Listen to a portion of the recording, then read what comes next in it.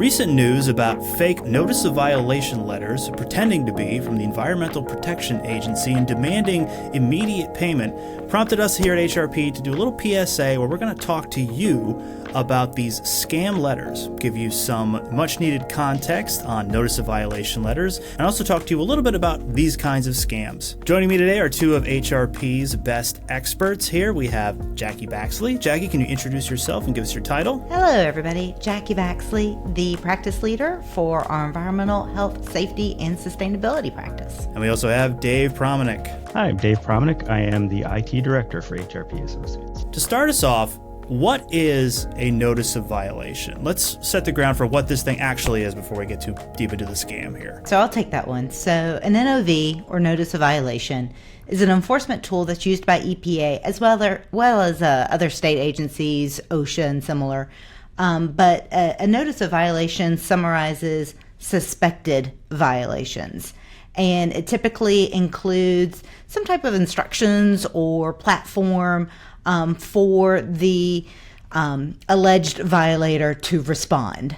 Maybe they can respond by providing additional information that actually makes the suspected violation not a violation at all, or maybe can respond in such a way to show their willingness to abate the situation and thus reduce maybe the potential for fines. But normally the NOV is just kind of like a heads up. We've been to your facility, we inspected your facility, we looked at this information, and we suspect that you have the following violations. And they'll list those in detail in the supporting information for those. One thing that's important to note with the typical notice of violation letter, it does not have penalties in it. The NOV is kind of the first step in the process. Based off of the notice of violation, based off of the response to that notice of violation, then it goes to the enforcement branch, and that's when things like consent orders or fines or penalties, start to be discussed. Yeah, we have an example of one of these fraudulent letters here. We'll put that on the screen in the edit. But, as folks can see out there, you've got what looks to, I think, any layperson out there like a pretty official-looking letter.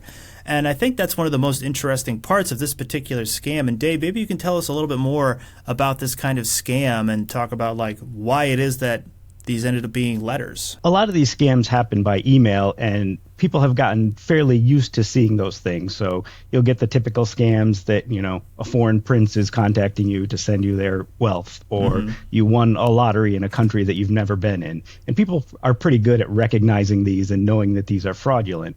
But people are less cautious with things like text messages, phone calls, or physical mail. So that's part of the reason why they'd be less on guard when they get a physical letter asking for something like this, soliciting money or something along those lines. Another point is that people understand that emails are very cheap and easy to send. So you get thousands of emails a day, and it's not costing anyone to send those.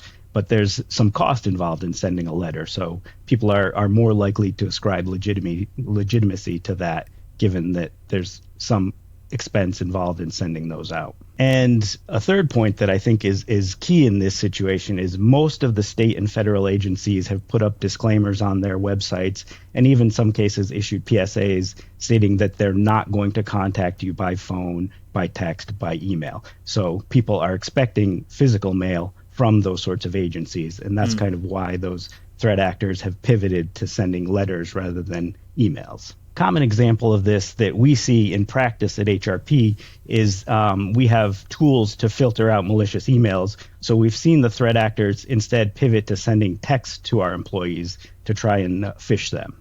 So Dave, it's kind of impressive that such a convincing letter was generated by, as we're calling them, threat actors, despite them not really having the technical or inside knowledge of the permit and the permit process. What do we think is going on there? Yeah, I think this is where the rise of tools like generative AI come into play.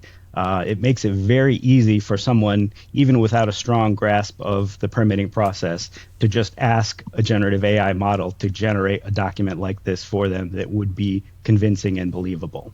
That might lead people to believe that AI is something malicious, but it really is a tool that can be used for good or malicious purposes. I could see a case where a consultant like ourselves would need to generate an example NOV. For instance, giving a training on the permitting process or the permit enforcement process, we would need to show an NOV that looked realistic but didn't contain any client confidential information or any sensitive information. So we could request the same of an AI model, using it for good purposes, just as the threat actors have done for malicious purposes here. Yeah. Threat actors using AI also makes the malicious attacks much more difficult to detect. Typically, something that people are told to look for in phishing emails is poor grammar, poor spelling, unusual phrasing that's not used in your country. However, the AI models don't make those mistakes. So if AI is being used to generate a phishing campaign, it won't have a lot of the typical signs of a malicious email. And I would say in this example, since it's a notice of violation process that was targeted relative to this scam that's out there, for those of you that are watching as well as listening, Tom showed the one-page document of an NOV. I've never in my, we'll say, more than 25-year career seen a one-page NOV. An NOV is full of lots of detail, and that's something that AI would not be able to recreate. And that's also something that, even without AI tools, you have to have knowledge of the regulations, you have to have detailed knowledge of the site, because an NOV is going to provide details that support the suspected violation. It's going to say this inspector was at your site on this date. These are the records they reviewed. This is what they identified in the site tour. These are the suspected violations. They're going to cite the associated regulation, whether it's a federal register, if this is a state issued notice of violation, the state code. Typically, probably the shortest quote unquote NOV I've ever seen is probably like 4 to 8 pages. One I just responded to was 112 pages. So they're chock full of detail. And AI is not there yet, right? So to be able to detail in a letter, actual violations, actual conditions that would lead one to believe. Just realize that in these situations, to pause, as the IT training that we get from Dave here, always pause whenever there's a sense of urgency. That should get your hackles up. If you receive any type of letter, notice, information from a regulatory agency, pause, get your professionals involved. Whether you've got in-house professionals, and we're talking about EPA notice of violation, but you can get a notice of violation or similar from any regulatory agency. So get those team members involved to be able to investigate the validity of it. If you're unsure, just sometimes a simple Google search, to see that, oh yeah, there is a scam going on, with this right now. Engage maybe your outside professionals as well, if that's merited. But a notice of violation or a letter similar to a notice of violation should never be a surprise. You should be expecting it, because the notice of violation comes after the on-site inspection, or after. Sometimes you'll have what's called a phone fax inspection. Sometimes you'll have a data request type inspection.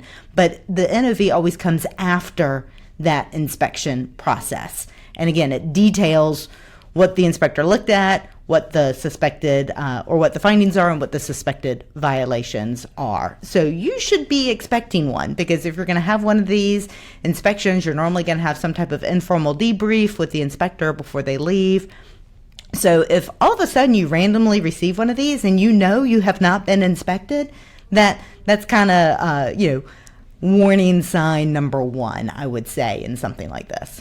AI can produce something that is, ever more aesthetically convincing, but it's the personalization, the tailoring of the NOV specifically to the circumstances of your site or business, and then even more so than that, obviously, the presence of the OSHA inspector there. Like you're saying, this should not be a surprise, right? Receiving one of these. Yeah, and the NOV will normally have photos, and it's very full of detailed information. It's not a one-page document.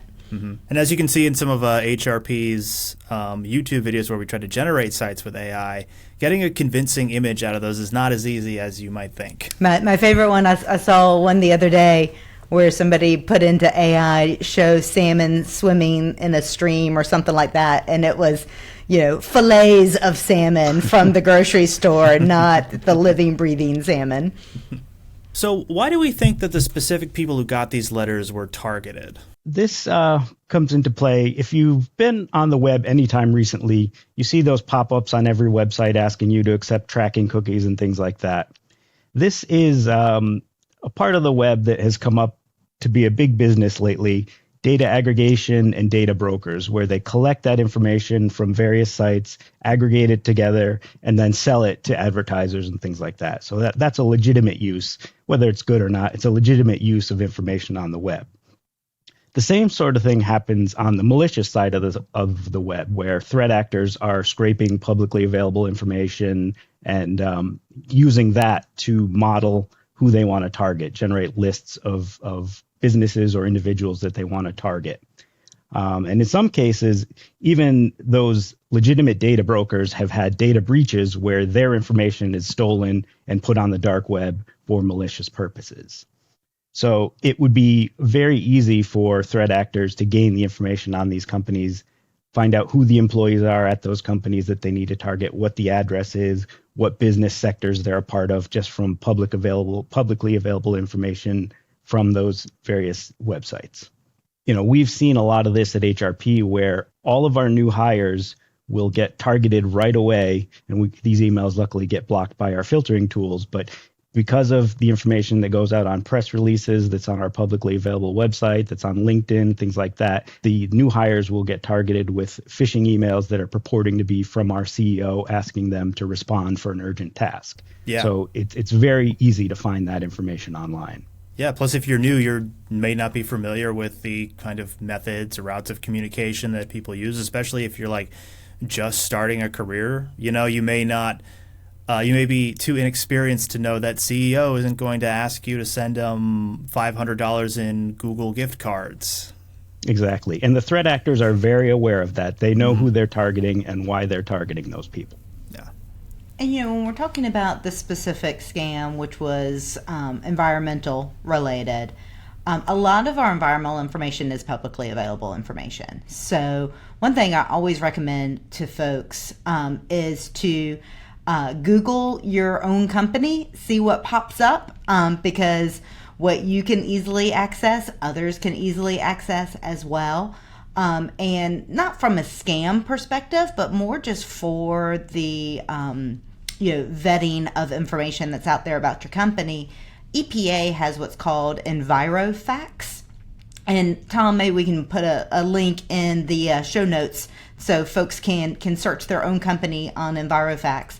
But EnviroFacts compiles just that, compiles the publicly available environmental information about your facility. And this is used by some NGOs, it's used by various agencies. It's part of some of just these environmental statutes about information being publicly available. Now, the thing about a notice of violation, that's kind of earlier in the game, right? So it's suspected violations. So normally the process where it's a suspected violation, you have the opportunity to respond, and then it may go to enforcement. That's normally not readily available in those compiled databases because it's still going through the process. It's normally after the notice of violation, after it's gone to enforcement, after there's been some type of fee or fine assessed or some type of consent order agreed to. That's normally when you'll start to see it on those publicly available platforms. But a lot of this environmental information is publicly available, so they're going to know who the environmental contact is at a particular facility because it's going to be available in some of these publicly available platforms. if I was doing a scam like this, I wouldn't send it to the environmental people because they're going to be able to sniff it out. I would probably send it to somebody that's high enough up that probably doesn't know the details of a scam like this. But of course, you would never do that. Oh, of course I would never do that. Never do that. Nope. I mean, I do need help with the college fund, but I'm not that desperate yet. All right, Dave and Jackie, I think we could wrap it up here. What are your closing thoughts for this little PSA? So from a compliance perspective, as we were saying earlier, a notice of violation should never be a surprise because it's going to be the result of some type of inspection action from an agency. However, I'd be a very bad compliance consultant if I didn't tell you, a compliance issue should never be a surprise because you should be assessing yourself as well. So we are at the end of the year. We might be having year-end tasks. We might be having New Year's resolutions. I would encourage everybody to look at your own compliance programs, do a good, thorough assessment of your own compliance programs, identify what you need to address before it's ever pointed out by a regulator. So that's a straight compliance recommendation, right? And then just on this particular scam, just again, involve your professionals. Sometimes your professional is a compliance professional like me. Sometimes your professional is an IT professional or a data privacy professional like Dave Pramanek. But don't rush to judgment in these. Engage your professionals. Make sure whatever the claim is legitimate and respond accordingly, or don't respond accordingly. Yeah, with these compliance issues that people face, it really is pretty much always about being proactive, not waiting for there to be an issue. Don't wait until that OSHA inspector shows up and that kicks off this process. And from a scam and malicious activity standpoint, it's always a continuous cat and mouse game where the threat actors are looking for new and unique ways to bypass all the different security protections you have. So people have to continue elevating their level of awareness of these types of scams and being cautious about anything that they're receiving. There have been scams sent by email, text, voicemail, physical mail. All of those communication tools can be used for malicious purposes. So people just need to be cautious of any sort of communication they're receiving. And they should really never hesitate to reach out and verify a communication if they receive something that they don't think is quite right. You should never have a problem, contacting the sender by means other than the way they sent it to you. So if they emailed you, don't just reply to that email, but reach out to them by text or phone to verify it was legitimately sent by them. All right, well, Dave, Jackie, thank you so much for joining us today. Thank you, Tom. Thanks. Absolutely. And to everybody out there, if you have any more questions about notice of violation, orders, or any other compliance-related issues that we can help you out with, make sure to reach out to us in the comments below or head over to HRPassociates.com and contact us there. All right, everybody, stay safe out there. We'll see you the next time. Bye. Bye. Take care, everybody.